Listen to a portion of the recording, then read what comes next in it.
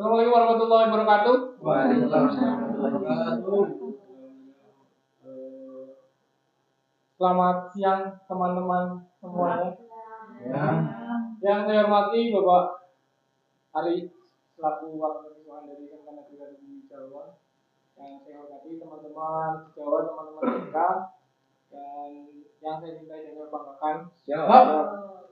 Syukur Subhanahu wa ta'ala di siang ini kita masih diberikan sebuah nikmat, sehat, sempat, sehingga masih diberikan kesempatan untuk berdiskusi bersama terkait dengan diseminasi budaya positif, di mana di diseminasi ini nanti bagian dari tugas dari calon guru penggerak dari angkatan 11 yaitu Bu Ita Mujiati selaku CGP dari SMK Negeri 1 Jawa. Nanti Bu Ita akan mendefinisikan terkait dengan budaya positif yang sudah dipelajari dan sudah diaplikasikan.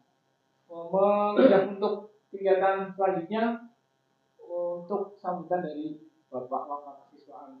Untuk waktu dan tempat saya persilahkan untuk Pak Ali.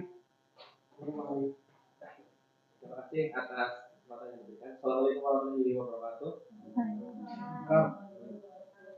Yang saya hormati rekan-rekan guru BK semuanya. Juga marilah kita panjatkan kehadirat Allah Subhanahu wa taala sehingga pada pagi hari ini kita bisa berkumpul di sini dalam kegiatan diseminasi budaya positif dalam keadaan sehat walafiat. Salawat serta salam senantiasa kita curahkan pada junjungan kita Nabi Muhammad Sallallahu Alaihi Wasallam. Baik, terima kasih. Saya ucapkan terima kasih kepada Ibu Ita Mujiati yang akan menyampaikan diseminasi budaya positifnya. Semoga dari apa yang akan disampaikan ini nanti akan menjadikan kita semua itu dalam melakukan tindakan itu atau melakukan menyelesaikan sebuah permasalahan itu menggunakan budaya yang positif. Budaya positif nanti budaya positif yang seperti apa yang akan disampaikan Ibu Ita, semoga nanti bisa bermanfaat untuk kita semuanya dan juga kita bisa melakukannya dan berikutnya nanti akan bermanfaat secara luas untuk kemajuan SMK Negeri 1 Jawa yang nanti menghasilkan output siswa yang benar-benar diharapkan oleh kita semuanya begitu. Itu aja yang bisa saya sampaikan. Assalamualaikum warahmatullahi wabarakatuh. Waalaikumsalam warahmatullahi wabarakatuh. Untuk kegiatan selanjutnya adalah pemaparan budaya positif oleh CGP Angkatan 11 dari SMK Negeri 1 Jawa, Ibu Ita Mujiati. Waktu dan tempat dipersilakan.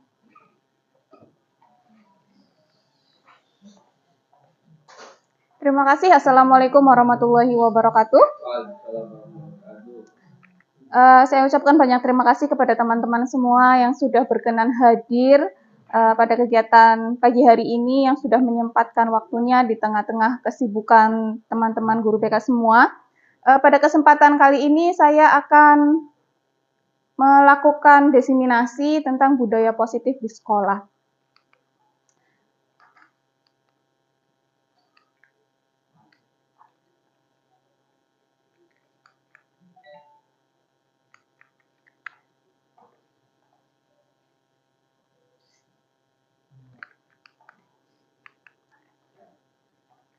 Pada kesempatan kali ini ada 7 poin yang akan kita bahas bersama, yaitu tentang perubahan paradigma belajar, disiplin positif, dan nilai-nilai kebajikan, motivasi perilaku manusia, kebutuhan dasar manusia, posisi kontrol guru, keyakinan kelas, dan segitiga restitusi. Sebagai guru, kita pastinya ingin mendambakan siswa-siswa yang memiliki karakter yang baik, siswa-siswa yang memiliki kemampuan intelektual yang baik. Nah, menurut Ki Hajar Dewantara, menuntun segala kodrat yang ada pada anak agar mereka mencapai keselamatan dan kebahagiaan yang setinggi-tingginya, baik sebagai manusia maupun sebagai anggota masyarakat. Ini harapan kita sebagai seorang pendidik nggih Bapak Ibu guru. Dalam mendidik siswa, Ki Hajar Dewantara berpendapat bahwa pendidikan harus sesuai dengan kodrat alam dan kodrat zaman. Kodrat alam yang dimaksud adalah pendidikan yang sesuai dengan sifat dan bentuk lingkungan di mana mereka berada. Dan kodrat zaman adalah pendidikan yang sesuai dengan zamannya anak tersebut. Jadi kita itu sebagai seorang pendidik harusnya layaknya adalah kita juga mengikuti perkembangan zaman yang sekarang. Kita tidak bisa menerapkan pola pendidikan lama kita saat kita sekolah dulu, kita terapkan pada pendidikan pada zaman sekarang, itu juga dirasa sudah tidak relevan. Karena kita juga harus bisa mengaplikasikan tentang pendidikan sesuai dengan kodrat zaman anak. Dan kodrat alam ini apa? Kita harus melakukan pendidikan sesuai dengan potensi yang ada dimiliki atau potensi yang dimiliki oleh murid gitu. Kita tidak bisa memaksakan murid untuk menjadi seperti apa yang kita mau. Tapi kita harus bisa menggali potensi apa sih yang dimiliki murid, kita harus bisa memfasilitasi itu agar murid bisa mencapai potensi terbaiknya. Pembelajaran dengan paradigma baru, peran sebagai guru menurut Ki Hajar Dewantara adalah pendidikan adalah tempat persemaian segala benih-benih kebudayaan yang hidup dalam masyarakat kebangsaan. Ki Hajar Dewantara mengibaratkan peran guru atau pendidik itu ibarat seorang petani. Yang namanya seorang petani itu kan kita kewajibannya adalah merawat tanaman kita. Seorang petani yang menanam dengan benih padi. Kita mengharapkannya akan tumbuh jadi apa? Jadi padi kan? Nggak mungkin kita memaksakan benihnya padi, kita memaksakan untuk bisa jadi labu atau jadi pisang. Ya, jadi kan itu hal yang tidak mungkin. Yang bisa kita lakukan adalah benih ini adalah potensi yang dimiliki oleh anak. Jadi seharusnya kita bisa merawat atau melakukan memfasilitasi potensi yang dimiliki anak agar potensi itu bisa mencapai hasil yang maksimal nantinya. Bukan kita memaksakan apa yang kita inginkan kepada murid-murid kita. Misal anak itu potensinya ada di olahraga, tapi mungkin Pak Ari sebagai guru matematika ya memaksakan anak harus pintar matematika, harus hitung-hitungannya bagus sekali, atau memaksakan kamu lulus harus kuliah, harus jadi guru matematika. Padahal potensinya tidak di situ, potensinya di bidang olahraga. Nah, kita sebagai guru harusnya tahu potensi apa sih yang dimiliki siswa, apalagi kita sebagai guru BK ya, Bapak Ibu. Kita harus sudah mulai punya tracking potensi apa sih yang dimiliki oleh siswa binaan kita gitu. Pandangan Ki Hajar Dewantara mengenai padi diibaratkan seperti anak atau murid dalam melaksanakan pendidikan. Ibarat petani sebagai guru yang menyebarkan benih atau bibit padi tidak bisa memaksa tanaman padi menjadi tanaman lainnya, seperti yang tadi sudah saya jelaskan. Nah, beliau juga menegaskan bahwa petani tidak boleh membedakan dari mana asal padi, pupuk, dan hal lainnya, karena minat anak begitu beragam dan berbeda-beda, namun mempunyai hak yang sama untuk tumbuh dan berkembang menjadi anak yang cerdas atas kemampuannya sendiri. Salah satu tanggung jawab guru adalah menciptakan lingkungan yang positif, terdiri atas warga sekolah, saling mendukung, saling bekerja sama, belajar sehingga tercipta kebiasaan baik, akan menjadi karakter baik, dan pada akhirnya karakter-karakter baik dari warga sekolah ini melahirkan kegiatan yang menjadi budaya positif. Mungkin saat beberapa hari yang lalu kita belajar bersama, kita mengisi kalimat rumpang, di situ ada harapan-harapan dari Bapak Ibu guru, kita menginginkan itu siswa yang seperti apa, menginginkan karakter anak yang seperti apa, kita juga tahu bahwa anak itu yang kita harapkan akan menjadi seperti apa gitu. Nah, disiplin positif ini berasal dari kata disiplina, yang artinya belajar disiplin mengacu pada disiplin diri yang memiliki tanggung jawab terhadap apa yang dilakukannya berdasarkan nilai-nilai yang diyakini. Disiplin positif merupakan salah satu cara penerapan disiplin yang bertujuan untuk menumbuhkan kesadaran serta memberdayakan murid tanpa imbalan penghargaan atau hukuman. Jadi kalau disiplin positif ini adalah anak melakukan sebuah tindakan karena menyadari, karena sadar, bukan karena ada paksaan, karena hukuman, atau karena hadiah. Tapi memang dia menyadari akan kebutuhannya, dia melakukan hal yang baik itu karena memang menjadi sebuah kebutuhan untuk dia. Sebagai pendidik, tujuan kita adalah menciptakan peserta didik yang memiliki disiplin diri, sehingga mereka berperilaku mengacu kepada nilai-nilai kebajikan universal dan memiliki motivasi intrinsik dalam perubahan perilaku ke arah yang lebih baik. Nah, terkait dengan motivasi intrinsik, ini adalah motivasi yang dari dalam diri anak tersebut, ya, bukan dari luar, atau mereka berubah bukan karena tuntutan, bukan karena hukuman, paksaan, atau karena ada reward yang dijanjikan oleh Bapak Ibu guru. Contoh disiplin positif yang mungkin sudah diterapkan di sekolah kita, salah satunya menjadi petugas upacara, belajar mandiri, mengikuti ekskul, ini juga salah satu bentuk disiplin positif anak. Lalu ada yang namanya nilai-nilai kebajikan. Nilai-nilai yang disepakati bersama, lepas dari suku, agama, bahasa, maupun latar belakang lainnya.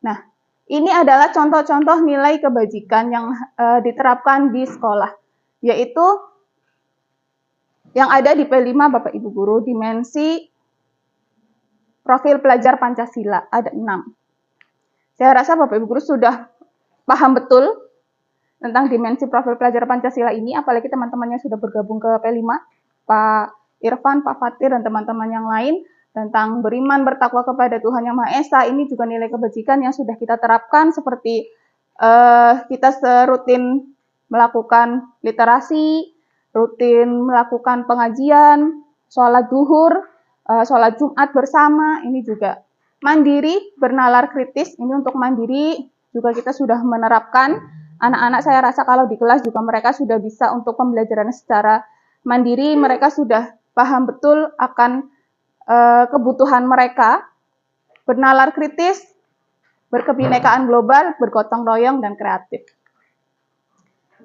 Ini contoh nilai kebajikan, toleransi, rasa hormat, integritas, mandiri, menghargai orang lain, kerjasama, peduli, percaya diri, dan nilai-nilai kebajikan lainnya. Ini seperti pembelajaran di kelas, ini juga pembelajaran yang bisa memandirikan mereka.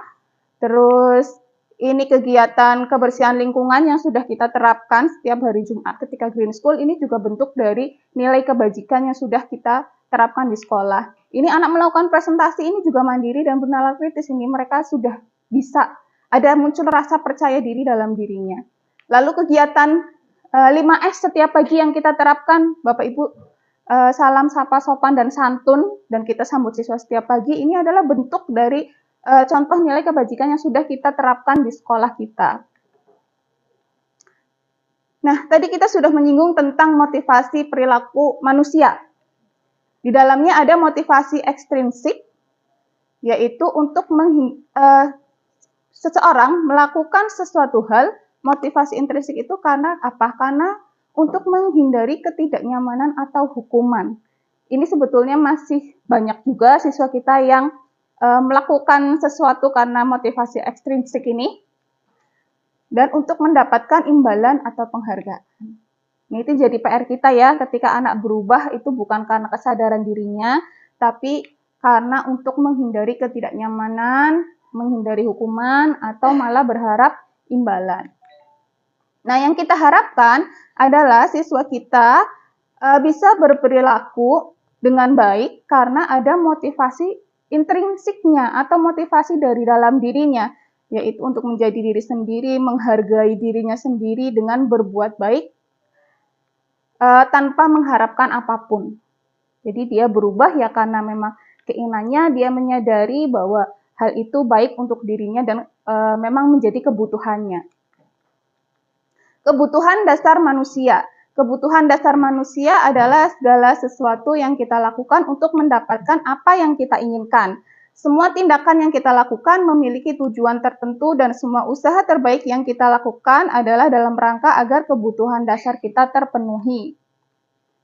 Nah, 5 dasar kebutuhan manusia itu apa saja? Yang pertama adalah kebutuhan bertahan hidup, yaitu makan, minum, kesehatan, tempat tinggal. Ini kebutuhan dasar ya untuk bertahan hidup. Kebutuhan kasih sayang dan rasa diterima. Rasa diterima, dipedulikan, kerjasama, diayomi. Ini rasa kasih sayang dan rasa diterima itu juga masih menjadi PR kita. Ternyata banyak juga anak-anak binaan kita yang masih banyak membutuhkan rasa kasih sayang. Penguasaan. Nih, harga diri, memimpin, berprestasi, dan diakui.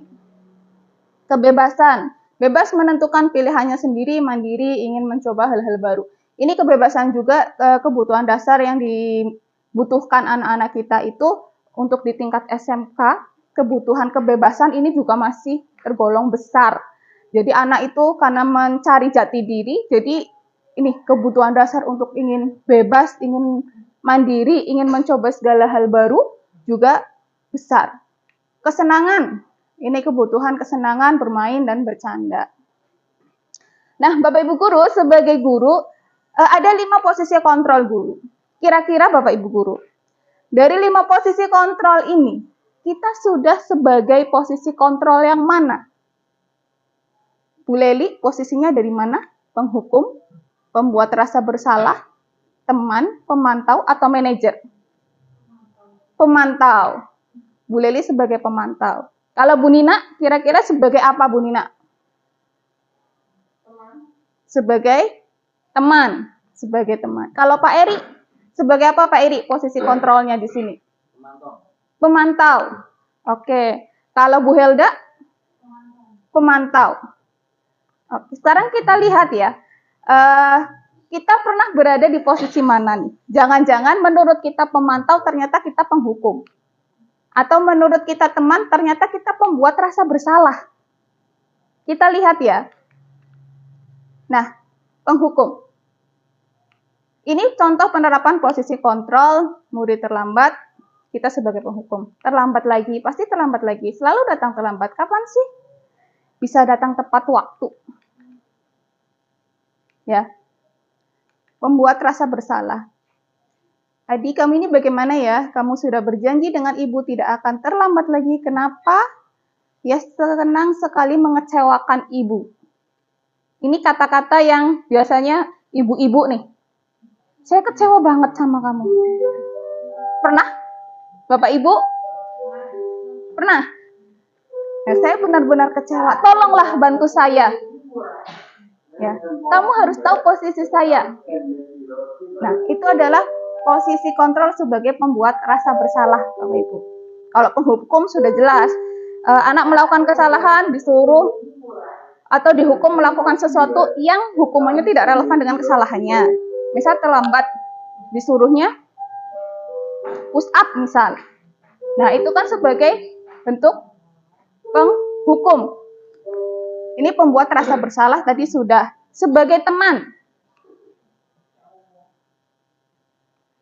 Nah, Adi, ayolah bagaimana sih kamu? Kemarin kamu sudah janji ke Bapak bukan? Kenapa terlambat lagi? Sambil tertawa ringan. Ya sudah, tidak apa-apa, duduk dulu sana, nanti Pak Guru bantu. Nah, ini ya udah, kalau ketika anak sudah melakukan kesalahan, ya udah.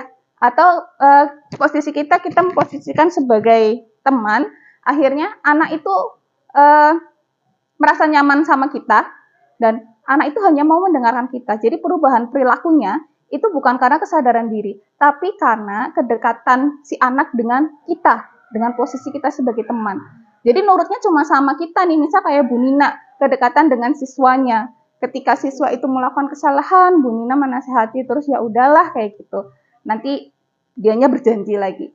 Nah, ketika ada perubahan itu bukan atas dasar dari motivasi intrinsiknya, tapi atas dasar karena kedekatan si anak kayak Bu Nina itu sudah seperti teman. Akhirnya ya nurutnya sama Bu Nina. Tapi ketika ditegur oleh Bapak Ibu guru yang lain, dia tidak akan nurut. Nah, sebagai pemantau, kamu sudah melanggar peraturan sekolah, kamu tahu konsekuensinya, kamu Pak hukum dulu, setelah itu baru boleh mengikuti pelajaran. Ini Pak Ari kayaknya sering nih, ya Pak Ari? Iya. Sebagai pemantau.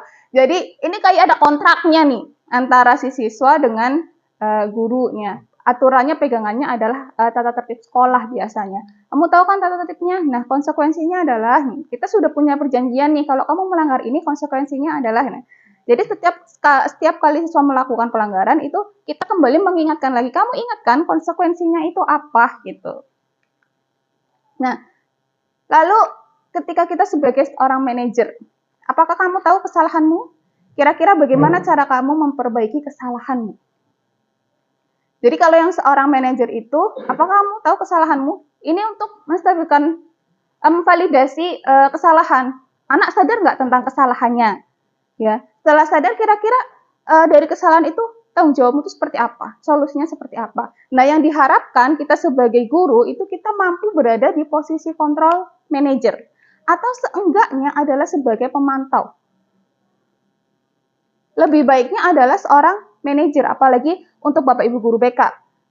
Baiknya adalah seorang manajer. Ketika kita menjadi seorang manajer, kita tidak akan mudah untuk menjudge anak bahwa kamu bersalah, kamu anak yang bermasalah, gitu. Jadi kalau kita jadi manajer itu, kita cari tahu dulu. Dia melakukan kesalahan karena apa? Penyebabnya apa? Lalu kira-kira dia tahu nggak solusinya ketika dia melakukan kesalahan? Jadi solusi yang keluar itu atas dasar inisiatif anak, kesadaran anak bahwa berarti ternyata saya salah begini. Jadi saya harusnya begini, gitu. Nah, itu tadi contoh penerapan posisi kontrol guru. Harapannya sih kita semua bisa menjadi manajer yang baik untuk siswa-siswa kita ya, Bapak Ibu guru semua. Nah, selanjutnya adalah tentang keyakinan kelas. Keyakinan yaitu nilai-nilai kebajikan universal yang disepakati secara tersirat dan tersurat. Lepas dari latar belakang suku, negara, bahasa, maupun agama, nilai-nilai kebajikan bahwa menekankan pada keyakinan seseorang akan lebih memotivasi seseorang dari dalam. Seseorang akan lebih tergerak dan bersemangat untuk menjalankan keyakinannya daripada hanya sekedar mengikuti serangkaian peraturan tertulis tanpa makna. Jadi, Bapak Ibu guru, ketika kita akan membuat keyakinan kelas, diharapkan kita bisa melibatkan anak.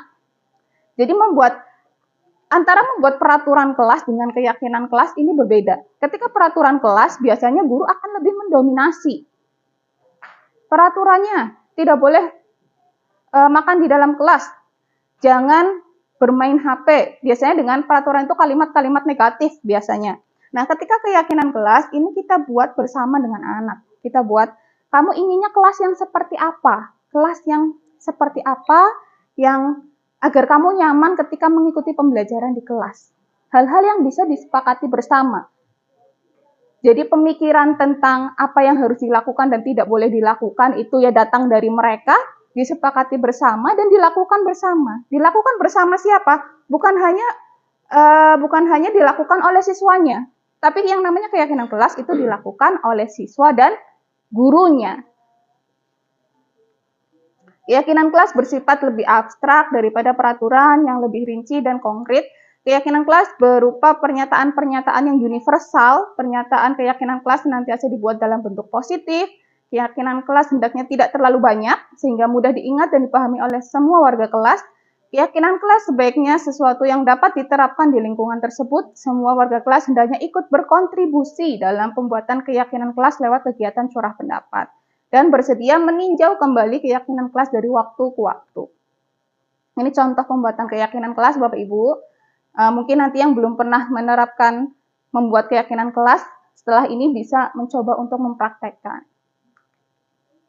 Nah, kita masuk ke segitiga restitusi, yaitu proses menciptakan kondisi bagi murid untuk memperbaiki kesalahan mereka, sehingga mereka bisa kembali pada keluarga mereka dengan karakter yang kuat.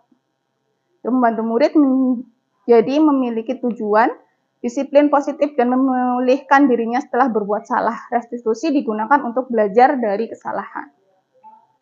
Nah, dalam segitiga restitusi itu ada 3 tahapan yang harus kita lewati. Yang pertama yaitu menstabilkan identitas. Yang kedua yaitu validasi tindakan yang salah. Dan yang ketiga menanyakan keyakinan. Nah, menstabilkan identitas ini, saya rasa ketika kita melakukan konseling, kita sering melakukan ini. Ketika anak melakukan kesalahan, kadang kita udah nggak apa-apa, nggak cuma kamu kok yang pernah melakukan kesalahan ini. Ya, misal anak yang nangis-nangis karena PR-nya ketinggalan, atau anak yang melakukan kesalahan terlambat masuk ke kelas terus dimarahin sama gurunya gitu. Nah, ini kita bisa melakukan stabilisasi identitas. Biar anak itu merasa tenang dulu, bahwa dia tidak merasa yang saya orang yang gagal kayak gitu loh. Tidak apa-apa ya, setiap manusia juga tidak sempurna, ada yang melakukan kesalahan, nggak cuma kamu yang seperti ini, kayak gitu. Nah, validasi tindakan yang salah. Kamu tahu kan melakukan kesalahan ini? saya yakin pasti ada alasannya kamu melakukan kesalahan itu. Nah, kita mulai menggali. Anak itu melakukan kesalahan karena apa? Pasti ada sebabnya. Terus, adakah cara yang lebih efektif? Nah, itu menanyakan keyakinan. Keyakinan apa yang kita sepakati saat di kelas? Ya. Terus bayangan tentang kelas yang ideal menurut kamu seperti apa? Seperti itu. Nah, ketika kita sudah melaksanakan segitiga restitusi, diharapkan anak itu bisa memunculkan solusinya sendiri. Kita mengarahkan, nanti anak bisa menentukan, oh jadi saya salah, saya harus seperti apa, itu anak bisa mandiri menentukan. Nah, ini contoh video segitiga restitusi yang sudah saya buat. Nanti Bapak Ibu Guru bila ingin melihat, silakan nanti bisa berkunjung ke channel YouTube saya.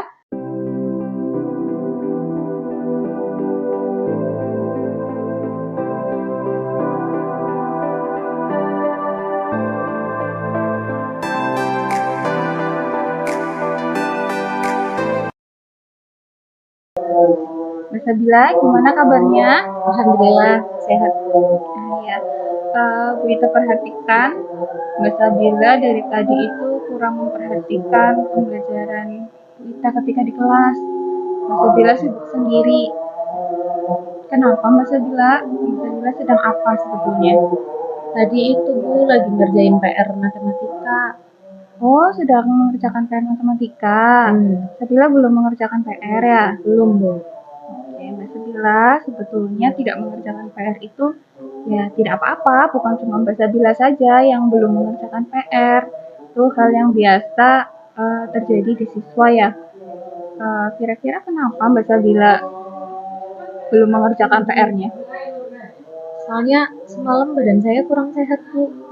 Oh, sedang kurang sehat. Iya. Kalau sekarang sudah sehat? Alhamdulillah udah sehat. Terus tadi pagi berangkatnya terlambat atau tidak? Untungnya nggak terlambat sih Bu. Oh, bagus. Berarti Mbak Sabila itu sudah disiplin dan berangkat tepat waktu ya. Nah, tapi Mbak Sabila tidak mengerjakan PR itu kan juga bentuk dari pelanggaran keyakinan kelas kita kan? Iya. Iya. Terus kira-kira pelanggaran keyakinan kelas apa yang sudah Mbak Sabila lakukan? Kurang tanggung jawab sih Bu.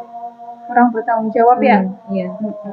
Terus menurut Mbak Sabila kurang tanggung jawab itu penting atau enggak? Tanggung jawab itu penting Bu, harusnya. Iya, penting sekali kan tanggung jawab itu.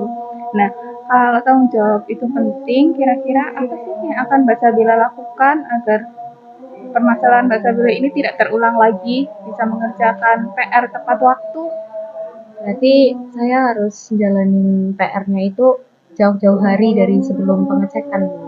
Iya, betul. Berarti harus mengerjakan PR-nya itu jauh-jauh hari ya. Iya. Jangan mepet dengan waktu untuk mengumpulkan PR itu. Nah, untuk memperbaiki kesalahan itu kan Mbak Sabila sudah tahu nih. Berarti Mbak Sabila harus mengerjakan jauh-jauh hari. Kira-kira manfaatnya ke depannya untuk Mbak Sabila apa? Nantinya bisa jadi orang yang lebih bertanggung jawab Bu. Oke, bagus sekali. Berarti Mbak Sabila sudah tahu ya, Mbak Sabila harus menjadi orang yang lebih tanggung jawab. Karena itu salah satu keyakinan kelas kita ya. Ya Mbak Sabila, mudah-mudahan apa yang sudah Mbak Sabila pikirkan solusinya ini bisa Mbak Sabila terapkan, bisa konsisten menerapkan hal itu, biar kedepannya Mbak Sabila bisa mengerjakan PR tepat waktu dan tidak mengganggu pembelajaran yang lain. Baik gitu ya. Terima kasih ya Mbak Sabila. Terima kasih Bu.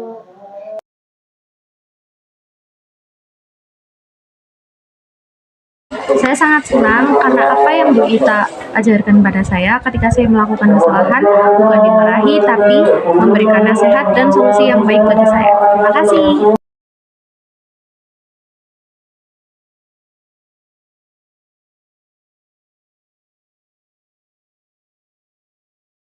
Mbak, apa kabar? Alhamdulillah baik Ibu. Sehat kan ya? Sehat. Iya, Mbak Ibu sebelumnya meminta maaf dulu karena Ibu memanggil kamu ke ruang konseling. Bu Ita melihat catatan keterlambatan di BK dan absensi kelas kamu, kamu sudah berkali-kali datang terlambat dan juga sudah 5 kali alfa dalam 1 bulan ini. Ya Ibu, saya mohon maaf karena sering datang terlambat dan kalau nggak terlambat saya suka nggak izin. Ya, Mbak Bu Ita mengerti kamu mungkin sering datang terlambat karena posisi rumah kamu jauh gitu ya. Dan bukan cuma kamu saja kok yang sering datang terlambat gitu, maupun apa teman yang lain pun ada yang seperti itu. Ya Ibu, saya merasa bersalah sama Ibu. Padahal Ibu sudah sering sekali menasihati saya. Ya, saya tahu kamu pasti punya alasan kenapa kamu sering datang terlambat dan tidak masuk tanpa izin. Kira-kira karena apa, Mbak Liza? Ya Bu, alasan saya sering datang terlambat selain karena rumah saya yang jauh, juga karena saya suka bermain game kalau malam-malam sering begadang. Terus kalau pagi-pagi dibangunin sama orang tua, saya suka males buat bangun Bu. Oh, begitu. Terus kira-kira ada nggak solusi supaya kamu bisa datang ke sekolah tepat waktu dan bisa aktif di sekolah untuk berangkat? Berarti saya harus mengatur waktu tidur saya agar bisa berangkat lebih tepat waktu lagi. Terus saya juga harus meningkatkan semangat saya untuk berangkat ke sekolah. Iya, berarti Mbak Iza sudah tahu ya apa yang harus Mbak Iza lakukan ya. Nah, Mbak Iza masih ingat nggak waktu awal pembelajaran kita pernah membuat keyakinan kelas bersama kan? Ya, keyakinan kelas apa nih yang sudah kita sepakati? Keyakinan kelasnya kalau kalau nggak berangkat harus izin dulu ke ibu Ita, terus jangan datang terlambat. Harus datang tepat waktu ya ke sekolah. Terus kalau ada kepentingan atau sakit itu harus ada kabar dari kamu untuk bikin surat izin atau dari orang tua gitu ya. Nah, Ibu percaya kok Mbak Hiza itu bisa mempraktekkan keyakinan kelas kita dengan baik. Menurut Mbak Hiza, kira-kira solusinya bagaimana supaya Mbak Hiza bisa mengejar ketertinggalan pelajaran dan absensinya?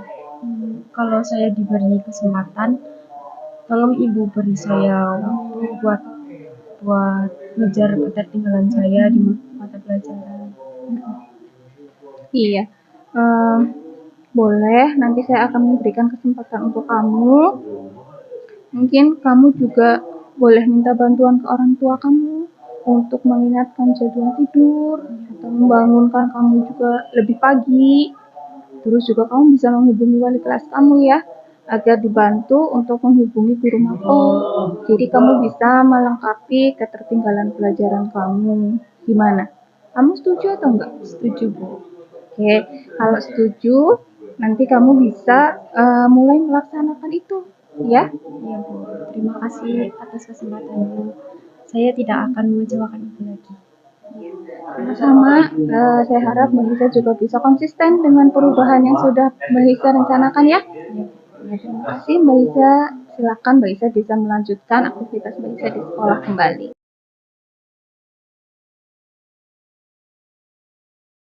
Sangat senang dan berterima kasih atas respon Bu Ita, atas kesalahan saya, dan selalu membimbing saya agar menjadi lebih baik ke depannya.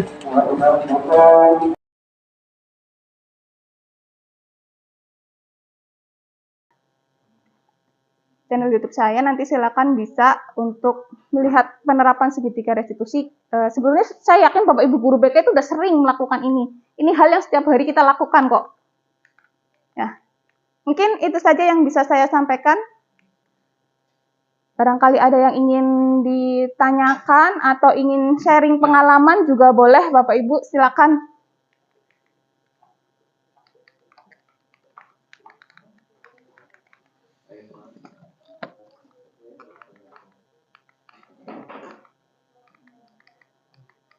Boleh tentang tadi penerapan segitiga restitusinya, atau perubahan paradigma belajar, boleh tentang disiplin positif, motivasi perilaku, kebutuhan dasar manusia, posisi kontrol guru juga boleh. Silakan Bapak Ibu. Ya, Papa tuh? Tentang terkait dengan 5 posisi kontrol guru. Tadi kan beberapa kayak kita menanyakan ke teman-teman, kira-kira posisinya Bunda mana nih, Bu Leli gimana nih? Terkait dengan hal itu Bu, 5 posisi kontrol guru, apakah kita hanya bisa memilih salah satu dalam posisi kontrol guru tersebut, atau peran kita ya nggak cuma yang jadi contoh manajer saja. Nyatanya kan di lapangan yang kadang kita berperan sebagai teman penghukum, ya kan, apalagi teman-temannya ditaruh di STP 2K, ya kan, otomatis kan kita harus menjadi penghukum di situ. Mungkin kalau posisinya teman lagi ngobrol kayak mungkin sudah ada beberapa siswa yang dengan kita bisa menjadi posisi teman. Nah, dari hal tersebut di 5 kontrol guru tersebut, apakah kita hanya bisa memilih salah satunya, ataukah seperti apa hubungan gambarannya tentang posisi kontrol guru tersebut? Kalau kalian ada gambaran dari teman-teman juga. Oke. Terima kasih Pak Patuh atas pertanyaannya. Mungkin sebelum saya jawab, Bapak Ibu guru ada yang punya pendapat lain, yang sudah punya pendapatnya. Pak Fatir mungkin? Kalau menurut Pak Fatir gimana Pak Fatir? Ya, kalau menurut saya, kalau ditanya boleh atau enggak ya Pak? Mungkin nanti bisa dikoreksi. Saya juga nggak tahu nih sebenarnya boleh apa enggak. Cuma kalau saya sendiri pasti lebih dari satu posisi. Kayak misalkan tadi disebutkan masalah reward dan punishment, berjalan berjalan sendiri tanpa hukuman ataupun imbalan. Nah, misalkan dari pagi siswa saya telat ya, pasti saya seringkali mengucapkan kalimat yang sifatnya menghukum atau mungkin menghakimi. Di samping itu kemudian mungkin diakhiri dulu dengan kalimatnya sebuah pertemanan. Jadi istilahnya biar anak tidak down, kita angkat lagi. Jadi kalau dengan ada teknik, misalkan kita harus berdoa dengan anak, supaya anak tidak marah dengan kita. Jadi gitu sih. Mungkin dalam satu posisi 1, 2 atau mungkin bahkan 3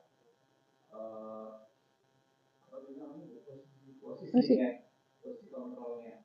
Jadi kalau ditanya boleh apa enggak, saya nggak paham.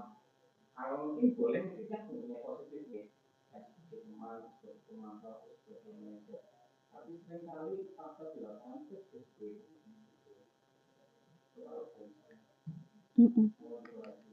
Oke, terima kasih Pak Fatir. Mungkin yang lain ada yang ingin berpendapat juga, Bu Miski, boleh.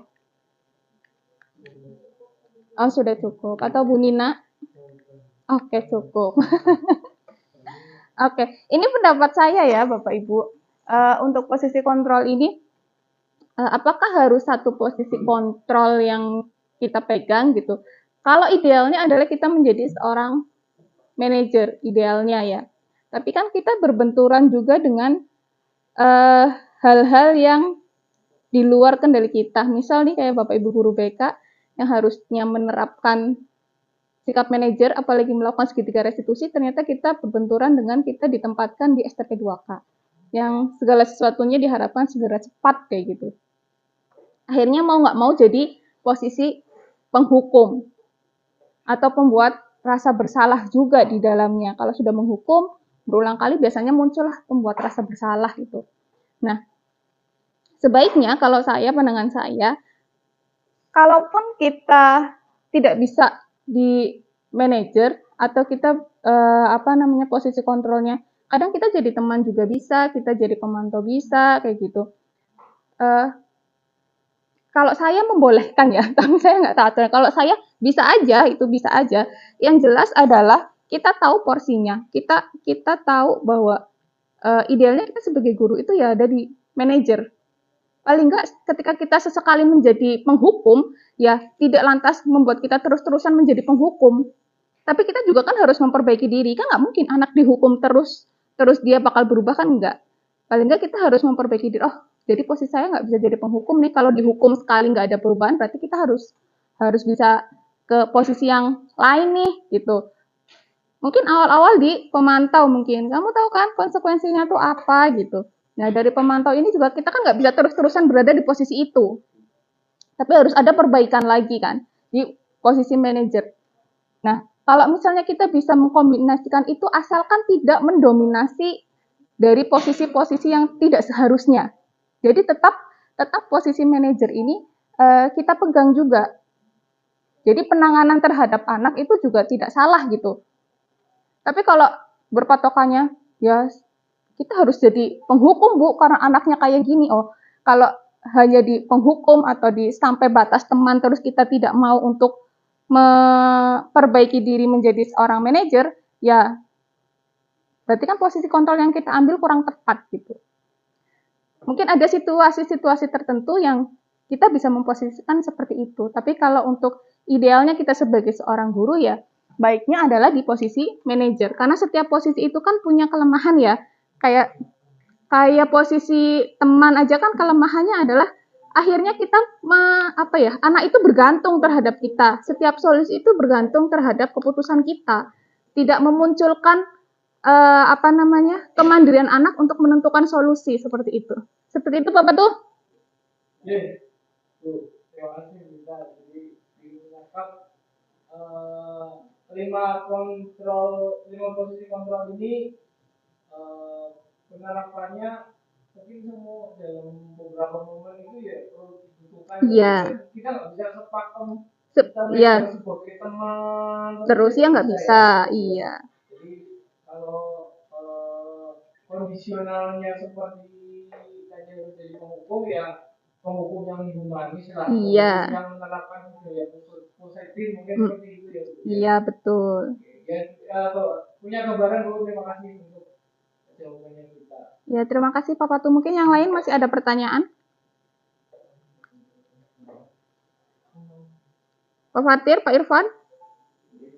Ya.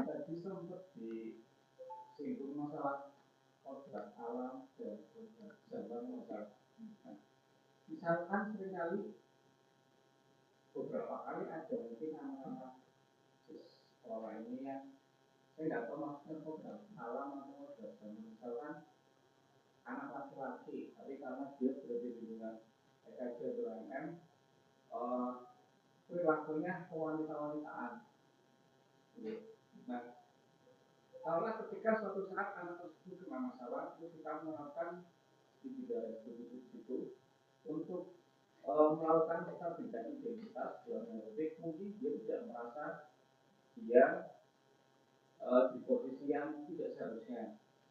Kalau misalkan laki-laki tapi ke perempuan-perempuanan. Tapi dia merasa itu hal yang ya dia fan-fan aja gitu.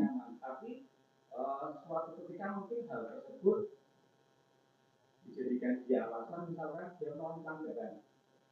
Misalkan dia dalam komunitas perempuan, taruhlah dia hewan dengan teman-teman perempuannya itu mereka pakai rokok atau yang lain lah.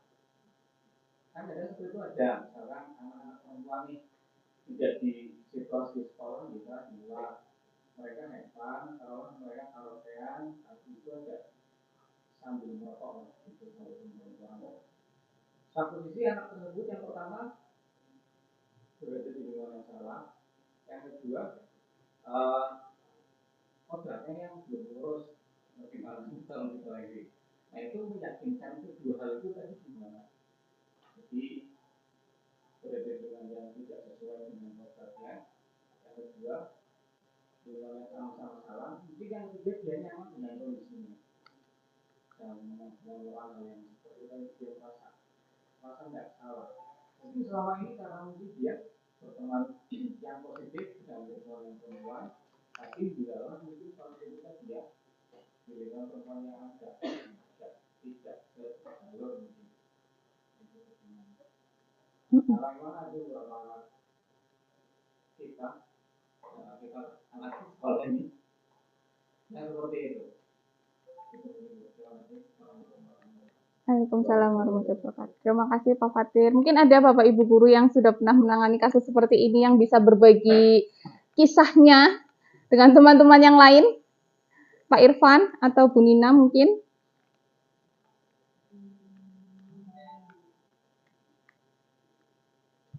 Atau Pak Ari, dari pandangan kesiswaan gimana Pak Ari? Kalau pandangan saya terkait siswa ya, laki-laki yang seperti itu, saya mungkin tidak menggunakan apa ya, segitiga restitusi seperti ini, tapi saya lebih mengarahkan ke supaya tindakan dia itu tidak seperti laki-laki. Misalkan dari cara duduknya, cara ngomongnya, cara jalannya itu saya arahkan ya sesuai kodrat laki-lakinya. Mungkin yang saya lakukan selama ini seperti itu. Tapi memang nyatanya belum berhasil selama setahun. Seperti itu. Yang saya lakukan seperti itu. Oke, yang lain mungkin? Bu Nina?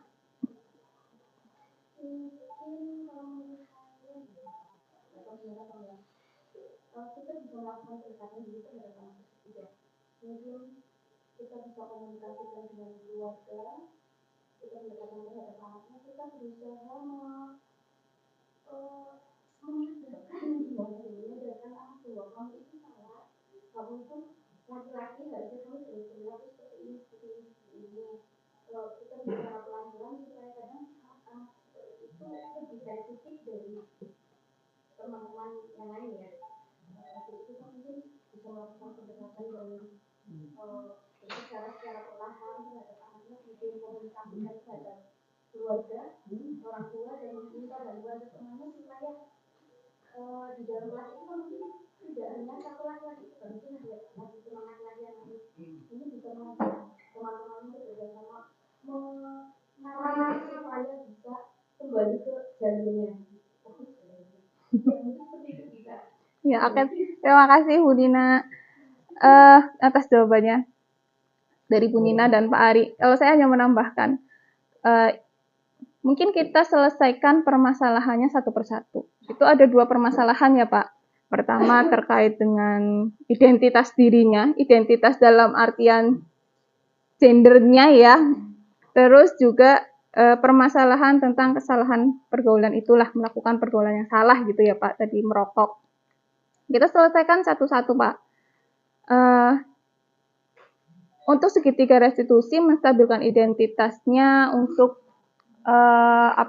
memvalidasi kesalahannya, untuk yang rokok kita bisa terapkan itu. Ya, mulai dari ya memang kalau laki-laki ngerokok nggak cuma kamu kok, banyak kayak gitu. Kita selesaikan satu-satu permasalahannya tentang rokoknya sampai dia menemukan solusinya seperti apa. Karena solusinya antara masalah identitas dengan masalah rokok ini kan pasti berbeda ya. Nah, itu kita bisa lakukan segitiga restitusi itu Pak Fatir. Nah, untuk yang identitas secara gender nih, bukan kesalahannya, tapi dia merasa bahwa mungkin dia merasa terperangkap dalam tubuh yang salah kayak gitu ya, jiwanya terperangkap dalam tubuh yang salah.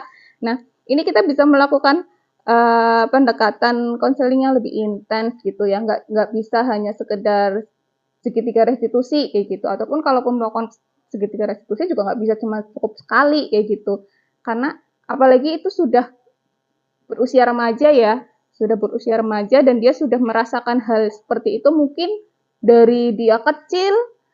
Nah, itu juga kita perlu yang namanya kolaborasi dengan orang tua. Seperti apa sih dia kalau di rumah? Seperti apa sih pola asuh yang diterapkan oleh orang tuanya ketika di rumah? Nah, kita juga perlu menggali itu. Seenggaknya ketika kita bisa berkolaborasi dengan orang tua, kita tahu pola asuh di rumah seperti apa, lingkungan di rumah ketika bermain seperti apa, jadi layanan konseling yang kita berikan itu tidak sia-sia.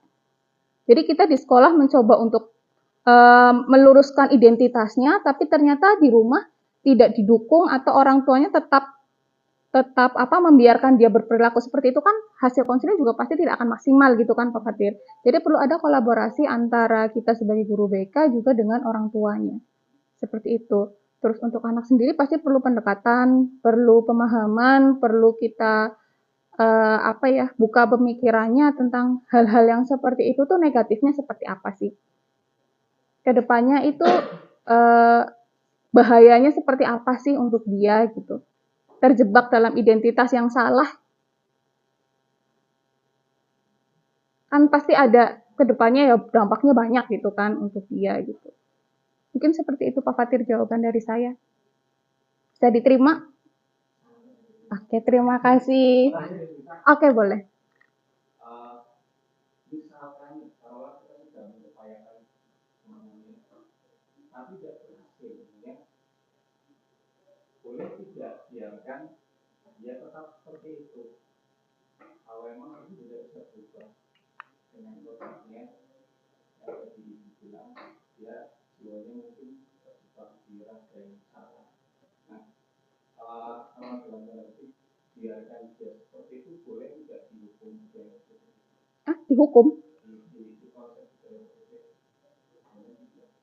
ya, rasa seperti itu.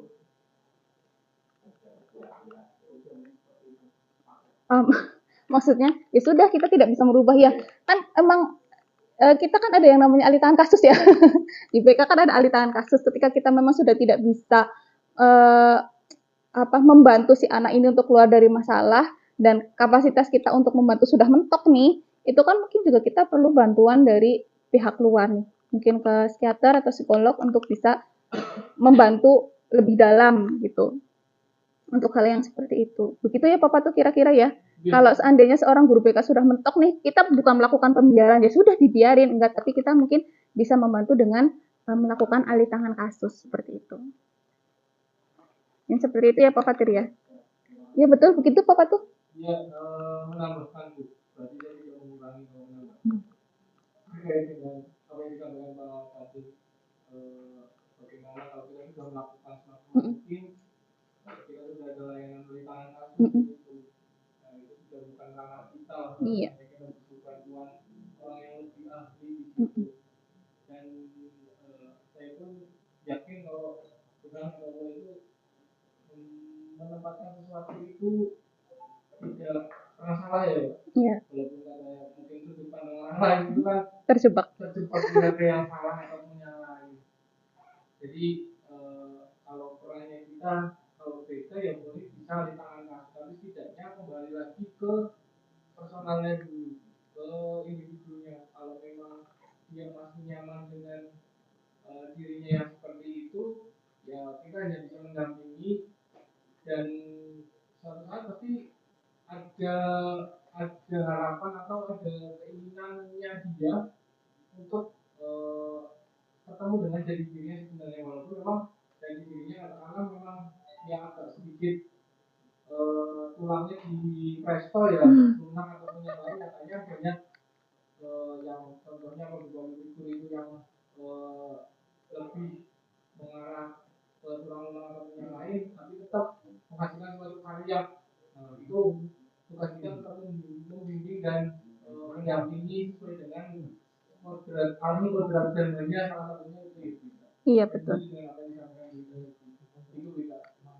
Ya, terima kasih Pak Fatu atas tambahan masukannya. Pak Fatir mungkin bisa menjawab pertanyaan Pak Fatir. Mungkin itu saja teman-teman semua yang bisa saya sampaikan terkait dengan diseminasi budaya positif.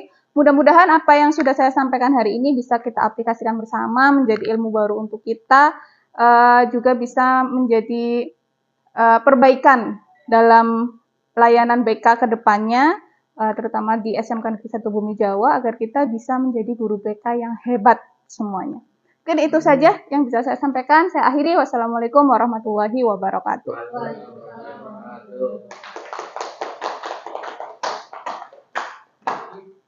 Yang ketiga, saya